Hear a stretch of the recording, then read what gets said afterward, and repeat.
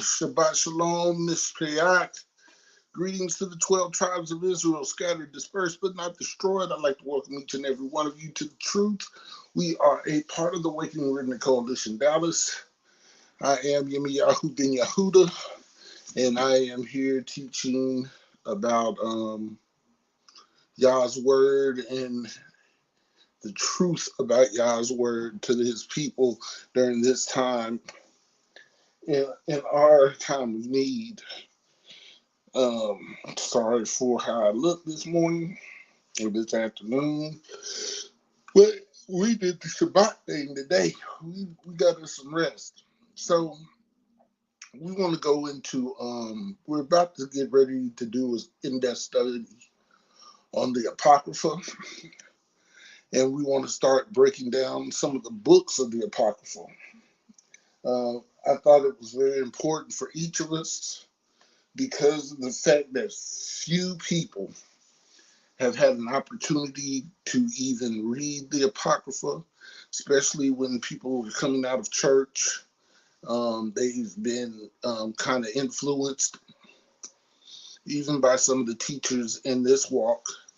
So it was one of those things that spiritually I felt led to do because of the fact that to get a full knowledge of the script, we must go back and also study those books that were initially in our scripture. Now, I want y'all to understand this. There is an argument and a debate throughout that we should stick to the 66. But my problem with that is the Ethiopian copies of the scriptures have about 82 books in it. And also, it's hard for me to say in one breath that I don't believe what the church teaches and then accept the fact that they remove books from the Bible and say that it's all right without going down that rabbit hole and searching what may have and could have been left out. Shabbat Shalom to everybody that's coming into the room today. We know for a fact that there was some tampering done with the book. That's why it's so important to study the first 5 books. Study Torah, learn Torah. And if you have an understanding of Torah, then when you read these other books, you will see what jives with Torah and what does not. Like I said, like I've been told before, you don't throw away the meat just because it's hooked to the bone. So you want to you want to eat the meat, what is meat, and then you want to throw away what is not good to eat. I'm just a firm believer in this. You're going to find some things that you're not going to understand. You got to understand this too. We are at a deficit loss. As the children of Israel, we're at a deficit. I'm stocked up for real, for real. We are at a deficit, y'all. We've come in here like a child that entering kindergarten that doesn't know how to spell its name or doesn't know how to spell or don't know how to count its ABCs and 1, 2, 3s. It's just one of those things where we just don't have the cognitive understanding of who we are. So we're piecing together an identity through scripture. That's why we always start at Deuteronomy 28, where I tell you to start at Genesis 1. We always start at Deuteronomy 28 because we're piecing together our identity according to, I got to say this, we're piecing together our identity according to curses or prophecies left behind as a rabbit, as a prophecies that were left behind as a roadmap to our true identity. How is it that we can say the Ashkenazim are not the true people of the book? Well, because they don't fit the prophecies of the book.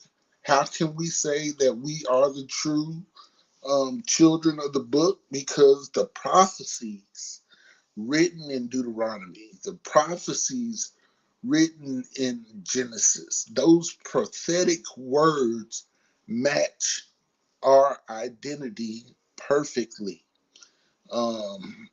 This is how, these are the breadcrumbs left behind by our ancestors that we can follow and realize that we are the people of the book.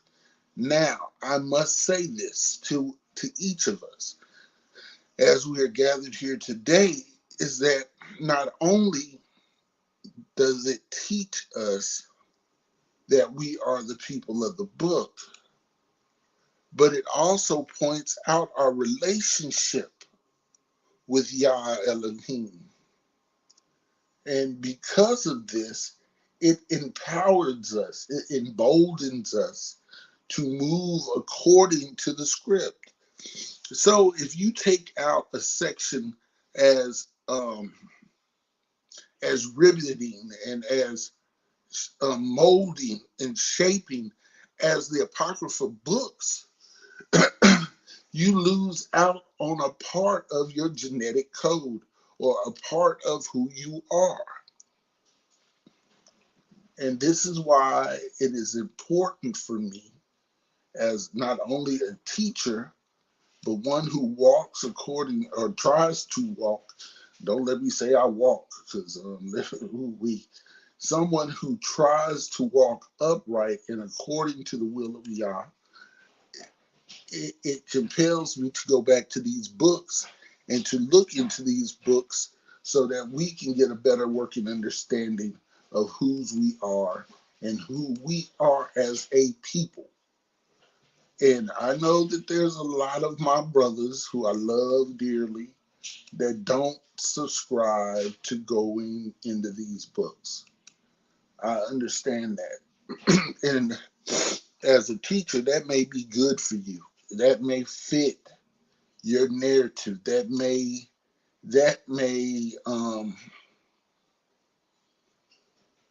assist in your walk.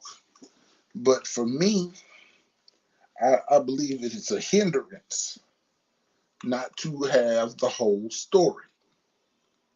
Without the whole story, you leave yourself open not only to criticisms, but also just being behind the eight ball in understanding. So we want to go to the Apocrypha. These books were compiled in the King James 1611. They're also inside of the Ethiopian Codex. They're also in the Sefer. We want to go through these books and start taking and studying them for our own good. I'm waiting on Rod to come in, so y'all just give me a minute. I'm waiting on Joseph. Um, all things work to the good of those who love the Lord. And so when we look at the scriptures in this book, we start then to be able to connect the pieces that were left out, what was going on in Matthew, Mark, Luke, and John, that story then rolling on into Acts.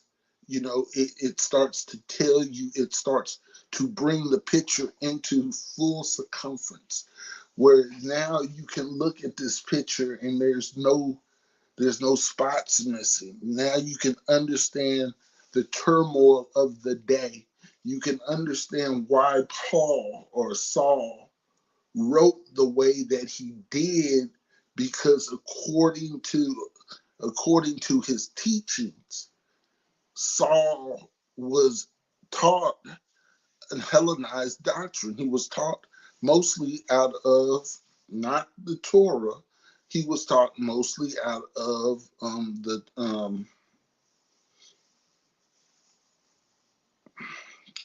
I'm sorry, I just drew a blank. He was taught mostly out of the Talmud. And so because of this, there were some things that were, how can I say this? There were some things that were not, there were more cultural things involved, or traditions of man, and not those things that Yah had intended on us to learn throughout Torah. Those who were those Jews, or those who practiced Judaism, practiced the study of the Tanakh, Zoroastrianism, all these different things that were comprised in that teaching that drew us away from the writings of Yah, took us away from the covenant writings. Do you understand that these writings in Torah are covenant writings for us? They are writings that are connected to our covenant. Yeshua is our covenant. He is the redeemer of the covenant made between man and Yah, made between Abraham and Yah. He was the one who brought us back into the fold. And even the Messiah said, "Lo, I come in the volume of the book. It is written of me." That everything that is in that book, the whole volume of that book, was written in him, because he was the unadulterated word of Yah. Even the argument that we have with the Muslims, the Muslims say that there's only one God, and he had no son. And God didn't need a son.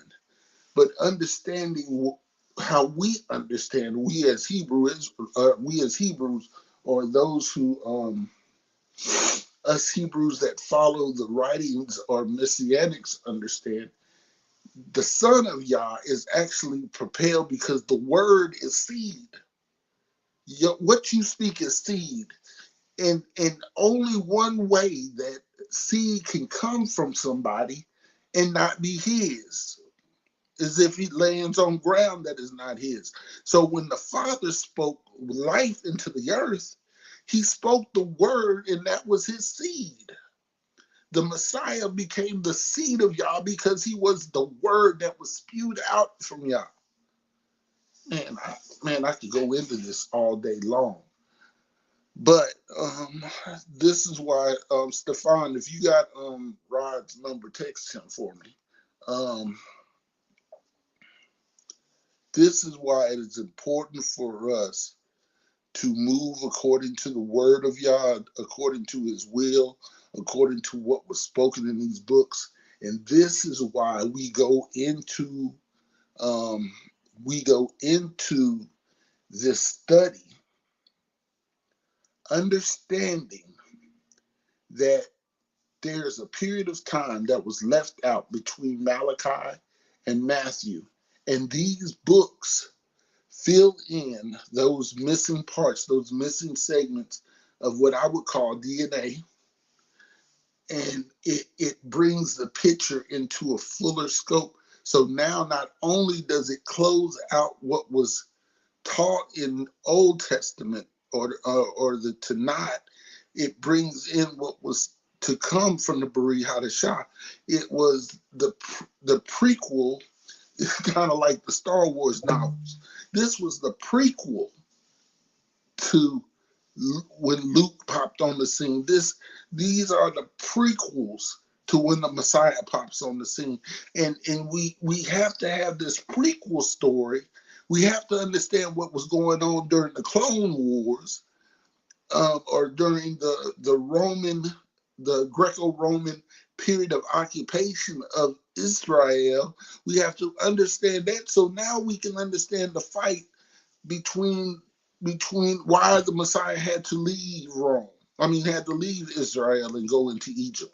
Why his family had to hide out and hide him out until he became an adult and he was able to return back with his mission. These are things that we had to learn the hard way so that we could get a better understanding of Yah in the fullness of who he is. So, as I find my Bible app, oh boy, I'm sorry, y'all, I'm looking for my Bible. Because even I make mistakes, and I'm not ashamed.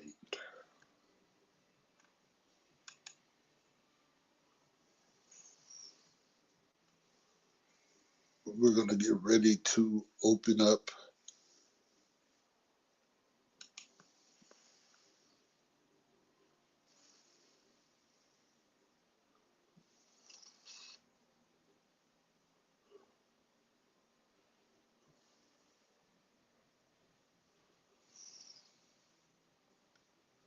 Hold on.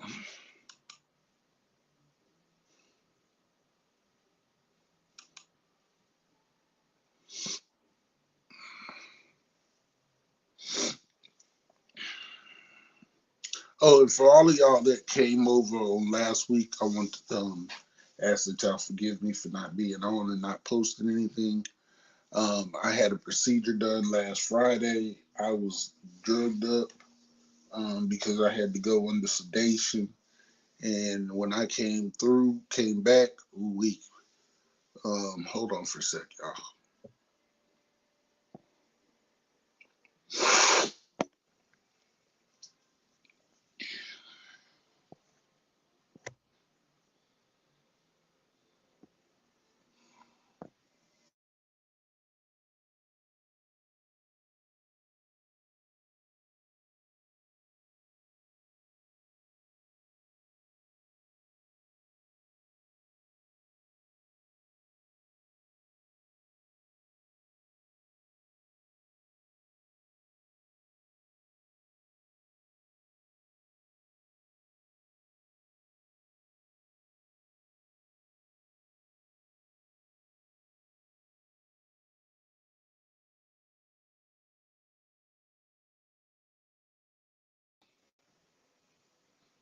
Okay, everybody, can you hear me?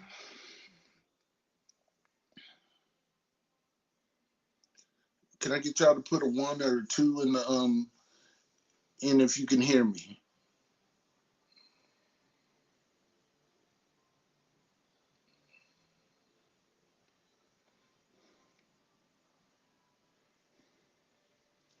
Okay, everything is loud and clear. Okay, I'm waiting on Joseph to come in. He's about to come in now. Let's start in prayer. Father Yah, we thank you once again for another Shabbat. We thank you for the word that became flesh. We thank you for all that you have given us, all the teachings, all the knowledge, and all of the love that you have left for us, your people. Our Father, we ask that you would strengthen us that we may walk upright according to your will and your purposes, that we may do those things that are pleasing in your sight according to your word and according to scripture. Yah, we ask that we walk according to your will and according to your ways, that we may be that shining city on the hill, that we may be those people that you called a royal priesthood and a holy nation. Yah, we thank you. We thank you for all that you've done and all that you will do. In your name we give honor and praise and we say hallelujah. So, yeah. So the importance of understanding the Apocrypha books is that it puts you in a position that you can now take these books, add them to the arsenal of understanding that you have, and fill in the blanks that were left absent from the beginning. Because I know one of the questions I used to always ask, and thinking of as a kid was who are the Pharisees and the Sadducees, and why didn't they exist in the Old Testament?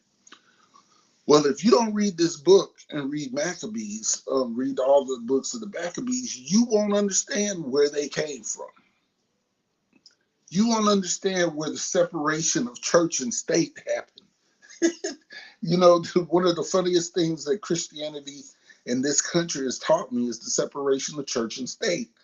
And we understand now, when we look at the people of our generation, especially these evangelicals, that church and state were separate because of the fact that the church will try to sway the thoughts of the whole nation. Well, we have to understand in our culture, because we're not hypocritical, we want to live according to what was written in the law, statutes, and commandments. Without the law, statutes, and commandments, you have no nation. You understand that Torah is our Constitution.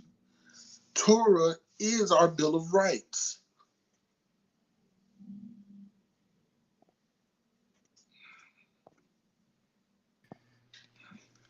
Torah is not only our Constitution and our Bill of Rights, but Torah is our preamble. Torah is what all laws or all statutes or all commands that were taught in and throughout our people lie on. So when we look at separation of church and state in America, you understand that our document had no amendments. There was no amendments to Yah's word. If Yah said this, we could not then come back and amend it. This is what the Talmud does. The Talmud is basically a book of amendments that Judaism uses. But there are no amendments to Yah's word. What happens is you break down Torah and the books of law. Then you break down the prophets in the books of the prophets, the major and the minor. Then you break down from Chronicles, Kings, as books of history. Genesis, even Genesis falls into that paranormal. Not only is it the book of law, but it's also a book of history. It teaches our history and who we are according to the history of our people. Then when you break into the Apocrypha books, there are also prophetic books. There's also books of music and culture. There's cultural books that teach us our culture, teach us music, the Psalms, teach us poetry, and not only poetry, but also it teaches us poetry. It teaches us the arts. That's what Psalms and Lamentations, all these things, these prayers, it teaches us how to pray. It teaches us what to say. It shows us the fervent, effectuous prayer of the righteous. So these books that we have are not amended to, but these books are separated into certain sections, where in the Constitution of the United States, because it is not written from God but written by man, it has to be amended every time they find a flaw. There are no flaws. Man, y'all better stop me right now. There are no flaws in the writing of Yah. There was no flaws in what he put together. So that when we look at and I'm sorry for this long intro, but I have to do the introductory to this thing. When we look at the writings of Ezra, also known as Esdras, we start to understand the prophetic nature of the book. It also is historical, but it's also prophetic in its writing style too. It teaches you some history of what was going on, just like Jeremiah, Daniel, Hosea, Habakkuk. It teaches you those history points, but it also gives you the prophets. It also gives you prophecy. All right. What's going on, Aki? Don't worry about it. I did my monologue. I did my monologue, 25-minute monologue, boy. You up there with Johnny? You want your Johnny Carson now, bro? Dun, dun, dun. What's going on, Aki? Oh man, it's all good. Happy Shabbat. Happy Shabbat. Glad to be here. Glad to be back. So, I got a question I need to ask you before we can go into the word. Um, and we have a lot of our people that don't understand this upcoming holiday, Christmas. Christmas is what we call Babylonian in nature Mm-hmm. because it is the celebration of the rising Mm-hmm. of Tammuz. Mm-hmm. Okay, so when we look at Jeremiah chapter 10, if you don't mind going there real quick. Sorry, y'all, I got to give y'all this real quick. Why we don't celebrate this holiday. So when you look at Jeremiah chapter 10, it's going to tell you something very pathetic. And it's going to break this down. And I'm going to tell you why. Um, you got it? Yes, sir. Okay, go ahead and read it. Jeremiah chapter 10. I'm going to begin at verse 1. Okay. Hear ye the word which Yahweh speaketh unto you, O house of Israel. I'm going to read that again. Hear ye the word of Yahweh. Hear ye the word which Yahweh speaketh unto you, O house of Israel. Thus says Yahweh, learn not the way of the heathen, and be not dismayed at the signs of heaven, for the heathen are dismayed at them. For the customs of the people are vain. For one cutteth a tree out of the forest, the work of the hands of the workman with the axe. They deck it with silver and with gold. They fasten it with nails and with hammers that it move not. They are upright as the palm tree, but speak not. They must needs be borne or carried, because they cannot go. Be not afraid of them, for they cannot do evil, neither also is it in them to do good.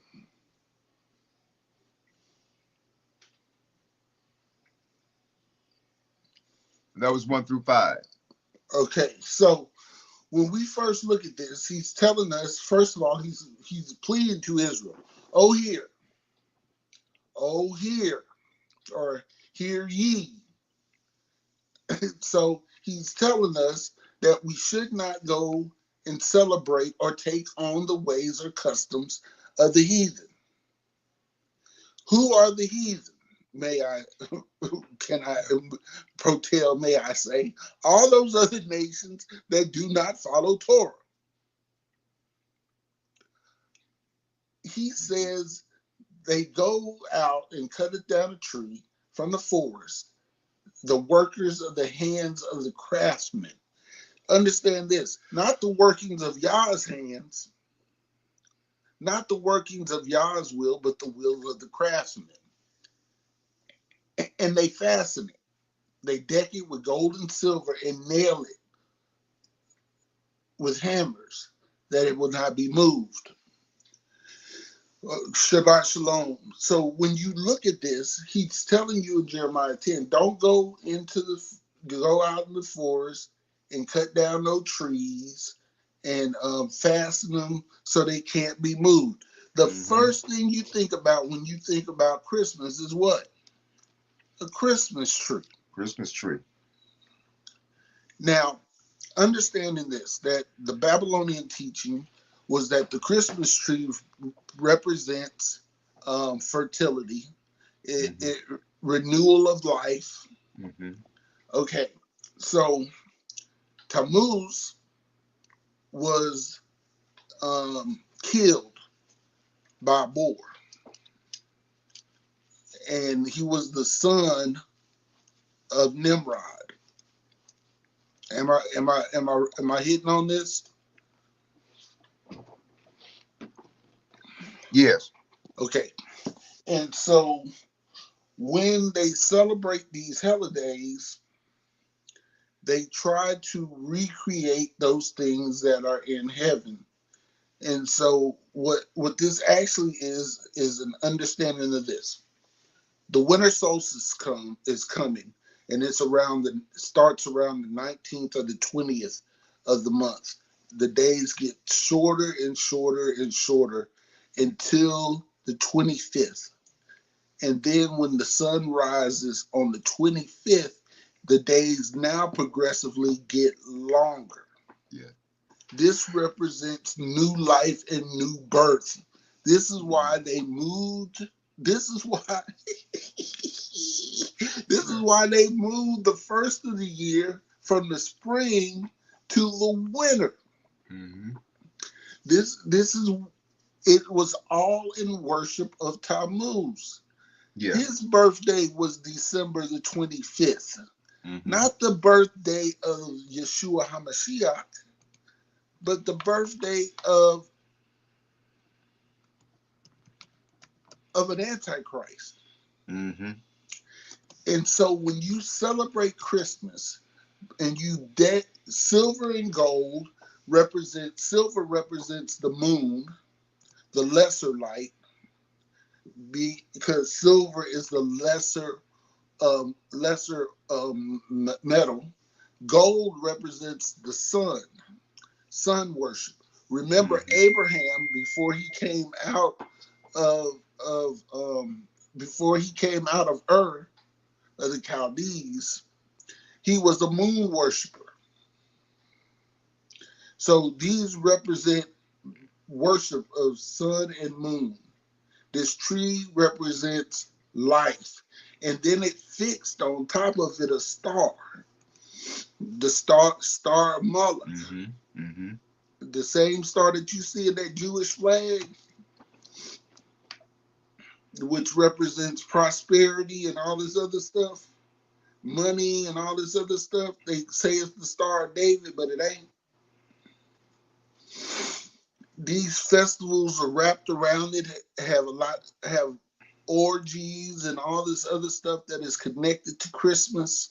The Mm-hmm. giving of gifts um, are representations of the gifts given to the baby when the baby's born, and they just dressed it up and put Jesus, Mm-hmm. put Yeshua in its place. Mm-hmm.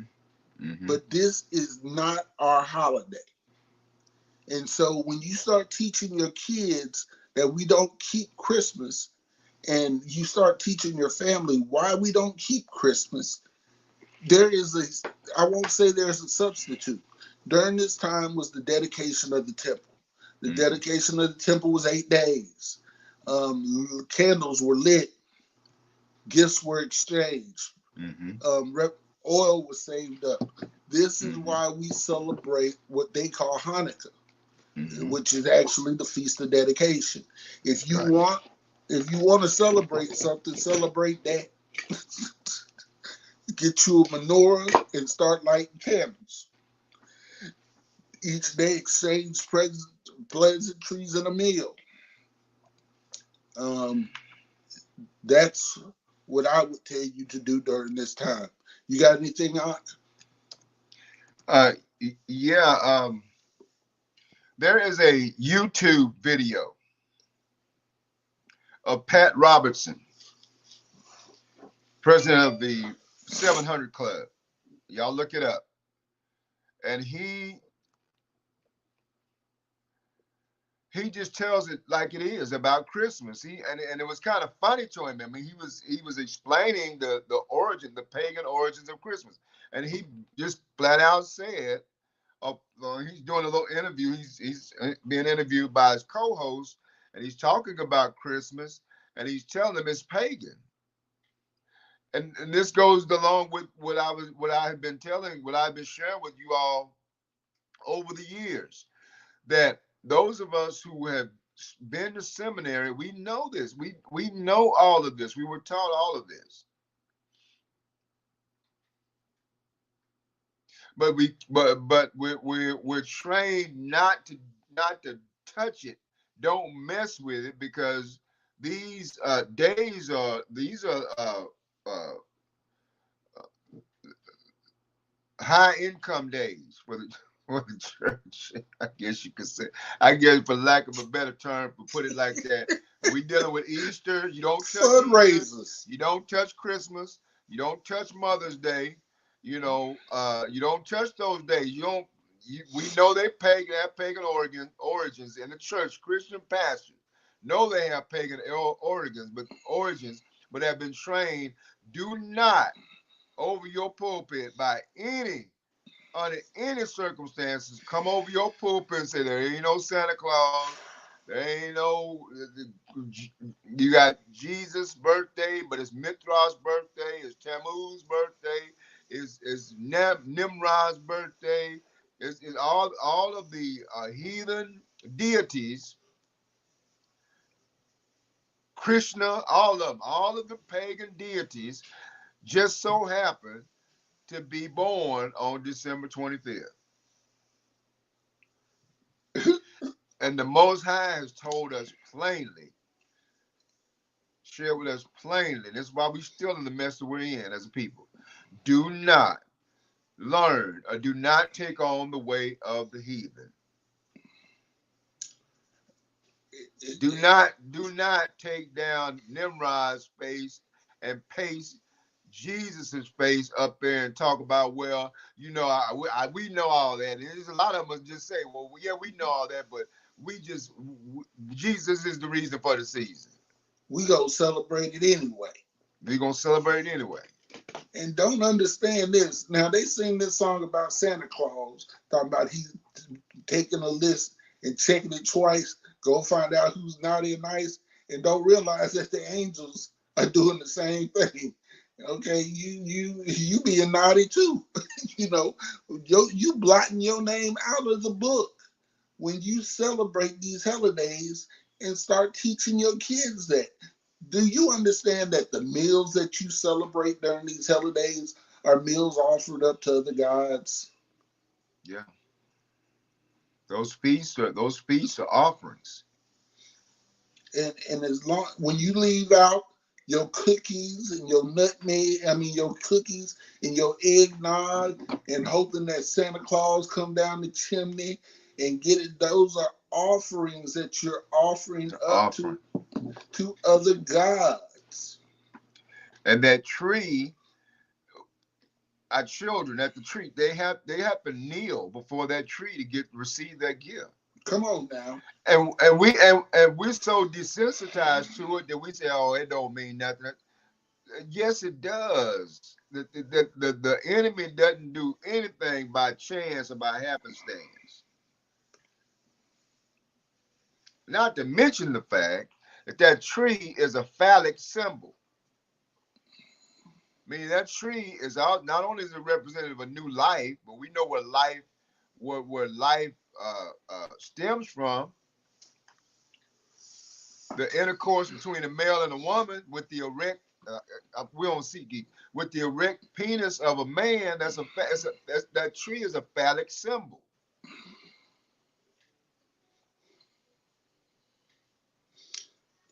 And so we have our children, and we did this in ignorance. I did it in ignorance. But once we learn the pagan origins and this real and the true full story behind it, you cannot continue to do that type of stuff, because what we're doing is we're actually offering up our children, having them kneel before that phallic symbol, having them kneel before that tree that represents, it's an evergreen tree that represents new life. And it ain't the new life of Christ, the new life of Hamashiach, by any means. It's a new life of the pagan deity. It's a new life of the sun. Just like they looked at the constellation, and as Yemi was saying, that uh, the sun begins to the days begin to lengthen, and they celebrate. It's called it's called Citronelia. uh, yeah, we got another day with the day of the unconquered sun. Saul Invictus. Oh yeah. Saul Invictus. Saul Invictus. When I saw that, I said, "Oh no!"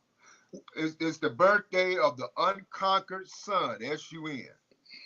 So when the sun goes down, it stays at its lowest point for 3 days. Mm-hmm. And then on that third day, it rises above the horizon. So when you look at the sun, it finally rises above the horizon on that third day, representing the entering of the ground of the sun and its rebirth. Mm-hmm. So when Messiah said he had to go into the ground 3 days, he had to go in and conquer death, the grave, to Mm-hmm. conquer these rituals and all these paganisms that his people had taken on, Mm-hmm. and then rise with all power. Yeah. Yeah. There don't have to be another rising of the Messiah. Why? Because he already did. And Mm-hmm. when he did it one time. He didn't have to do it every year. Every year. That's why we don't celebrate. That's why we don't celebrate the resurrection, because there's only what he said. There's only one resurrection. His resurrection.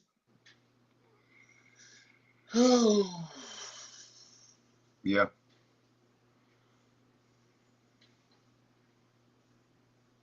When he returns this next time, and we read last couple of weeks, he come in, man. It's not going to be a joke. Yeah. No. And the people, we have to understand that we have to be ready for this, because without this knowledge, we are set up for lambs for the slaughter. Mm-hmm.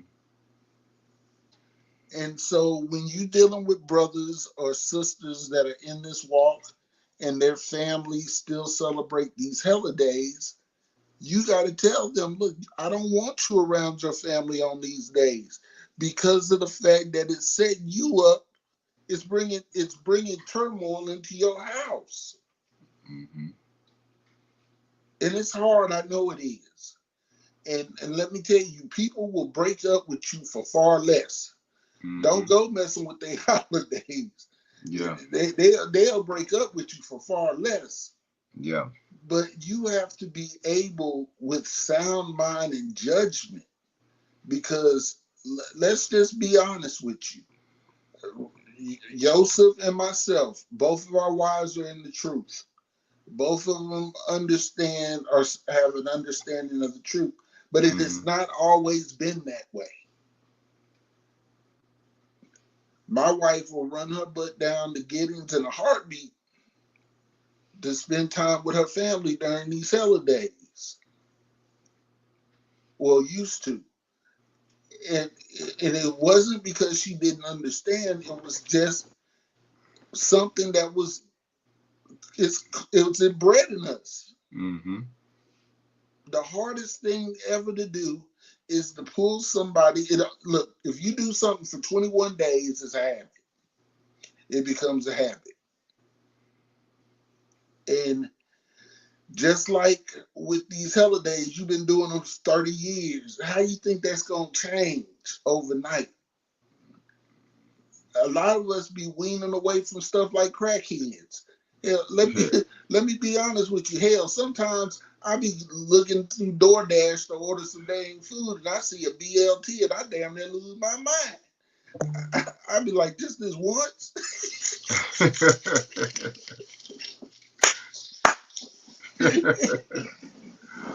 Ooh, if I could just have that crispy bacon over a bed of lettuce and tomatoes and some mayonnaise on one side, some Cool Whip, not mayonnaise, Cool Whip on one side, Lord, I would feel so much better. I understand. Y'all think I be, y'all think I be playing with y'all, man, when I tell you as long as there's food and spoons and forks, hell is still an option for me. Man, God dang. Yeah. So we can't condemn our spouses, but we have to work with them in love, especially men, because it's harder for us to if a woman gets it, she done got it. Yeah. There ain't nothing when a woman gets it. There ain't nothing you can do to turn that switch off. When she got it, she got it. She owned it. Yeah. Yeah. She gonna remind you where you messing up, and you the one that showed her the way out. But man, if your wife ain't got it and she's still holding on to them, she's still holding on to Christianity, you got to fight. And I'm talking about like a fight on The Color Purple. All my life I had to fight.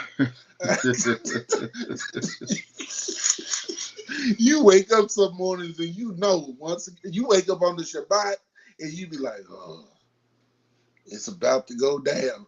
You wake up, she cleaning up the house, washing clothes and all kinds of devil's bit, and you can't say a word because if you say something, it's gonna be a fight. What you want for breakfast, baby? I cooked you some breakfast. God dang.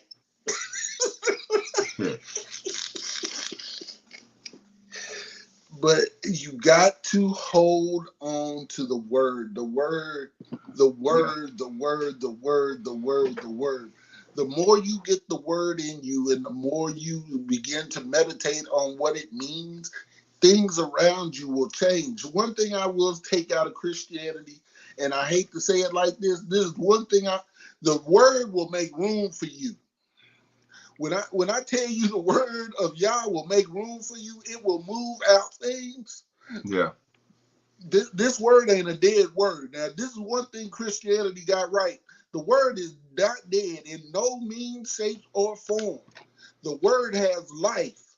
And when you meditate on that word and you put that word in conjunction with what you need, it will move. Why do you think David spent all the time praying? I know you want to say something, yo, so go ahead.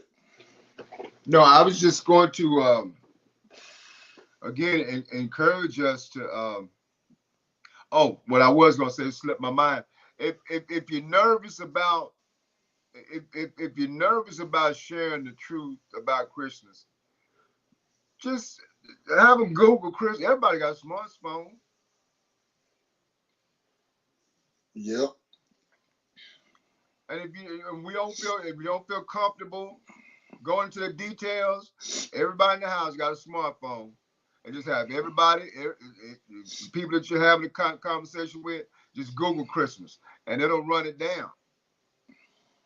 Everything will tell you about the Saul and Victus, about the birthday of Mithras and Tammuz and Nimrod, and the tree being a phallic symbol, and the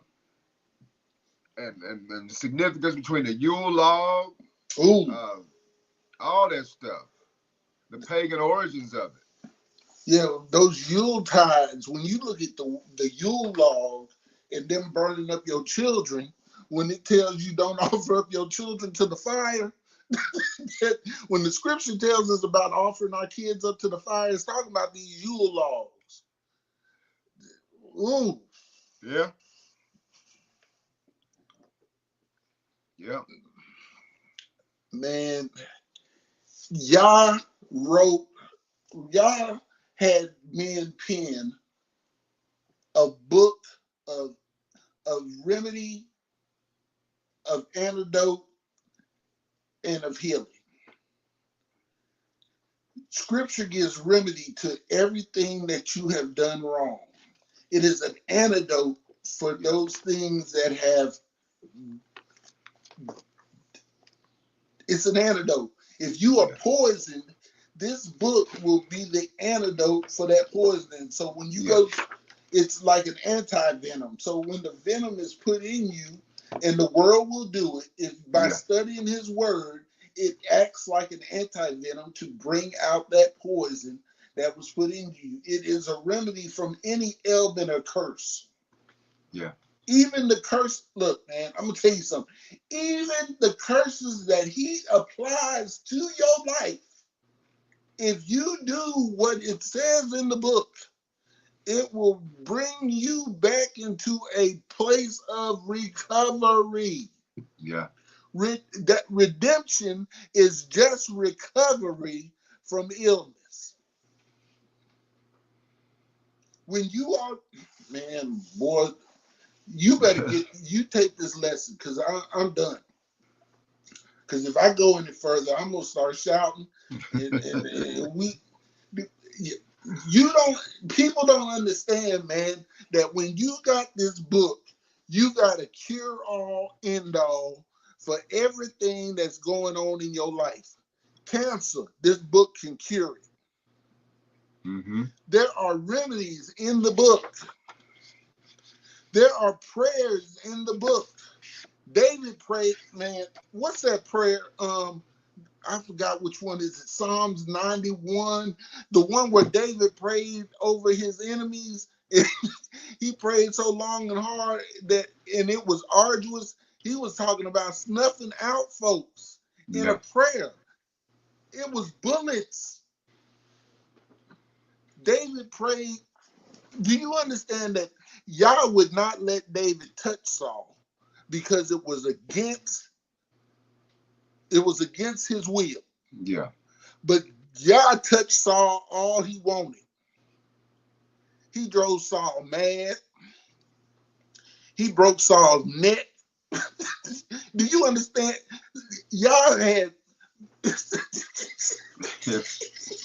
Do you understand that Saul was only in the grace of Yah for 2 years as king over Egypt, over Israel for 42 years? Only 2 good years that he had, and all the other 40 was torment. Mm. Go ahead, go ahead. You just wanted to stay on that about the Christmas or Yes, yeah. yeah. Yes, it's just a matter of again, Yah takes this personally, and if we just really slow down and read Jeremiah chapter 10, he said, "Listen, I'm talking to you, children of Israel. To you, this is not to the heathen. Let the heathen do what the heathen are going to do." But Jeremiah says, "Hear ye the word which Yah speaketh unto you, O house of Israel." And so, just as Yemi has been talking about this for years, the Father has set a standard, and the standard is the standard. Ain't no way around it. Ain't no way around it. And we can't just say, "Well, oh well, we just decided that we was gonna make Jesus the reason for the season, and y'all was gonna be okay with it." Y'all said, "No, I'm not okay with it," because he told us to envy not the oppressor and choose none of his ways. And we've done the exact opposite since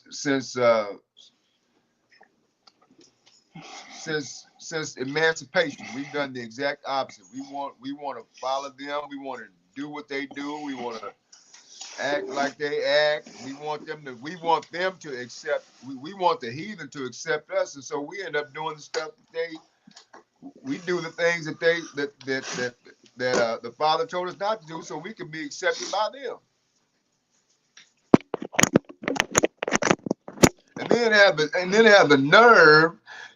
You get into a discussion about it with folk about Jeremiah chapter 10. They're gonna just tell you, well, that ain't what that means. Mm-hmm. Like they were sitting in the room when the Father and the Son and the Ruach, they were sitting in the room when when the Godhead got together and wrote all this out. That's your interpretation. That ain't what that means. Okay. Man, read verse 8 and verse 10. Well, read 7 through 9. Of Jeremiah. Yeah, Jeremiah 10. Jeremiah chapter 10, verse 7. Who would not fear thee, O King of nations? For to thee doth it appertain. For as much as among all the wise men of the nation, and in all their kingdoms, there is none like unto thee.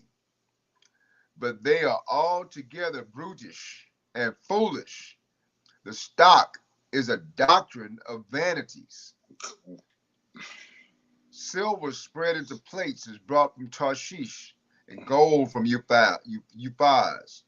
The work of the workman and the hands of the founder, blue and purple is their clothing. They are all the work of cunning men. But Yahweh is the true Elohim. He is the living Elohim and an everlasting king. At his wrath, the earth shall tremble, and the nations shall not be able to abide his indignation. Mm. He is telling these people, don't worry about what these other gods can do. These other gods and these wise men. What they're crafting is cunning. Mm-hmm. Mm-hmm. Yeah. It's the work of cunning men. And when you realize that these men are cunning, you remember the word was used in the Torah, about being cunning. Hasatan was more cunning than any other beast of the field. Yeah. He's telling you these things that they're doing ain't for you. It's cunning. Look, we've done enough for today. I want y'all to know that next week we're going to go into First Esdras, and we're going to start going over the book of Esdras. Make sure you read the book, at least the first couple of chapters, and get this into your study, because we're going to read it alone and we're going to read it together so that we can get an understanding of what's going on. And the more we read and you get this into your spirit, we're going to show you where these things correlate, not only in Torah but also in Beri Hadashah, because a lot of the Messiah's quotes, there's a lot of his quotes that come out of this book. Yeah. And I want you to understand that there's a lot of quotes, not only from him, but some of the other writers in the New Testament that come straight out of the Apocrypha. Yes. And the reason why you can't find it and they just claim it on the writer in the New Testament is because it's sitting right there right there in the other book. So I thank you for coming in. I know this is a short lesson. Sorry once again for not being here on last week, but like I told y'all, I was drugged up from get up to get down. After that procedure, and so next week, 1:00, be here and we'll get started going on. Now, share this with your family. Once again, share this with your family. We ain't pointing fingers because we did it too. But we just want y'all to know that it's dangerous to keep celebrating these days that are not of Yah. You bring on detriment to yourself and your family. You're offering up your family as sacrifice. Yes. And you shouldn't do that. So once again, I want to say Shabbat Shalom to everybody. You got anything as we close? And you covered it pretty well today, brother. All right. So sorry, y'all, that it wasn't what I wrote, but this is where y'all led me. So in this sense, I'm not sorry at all. It's one of them things that had to happen because y'all wanted it to. And so we will let you go. Once again, Shabbat Shalom to everybody. And peace to the 12 tribes of Israel, scattered, dispersed, and not destroyed. Shabbat shalom, family.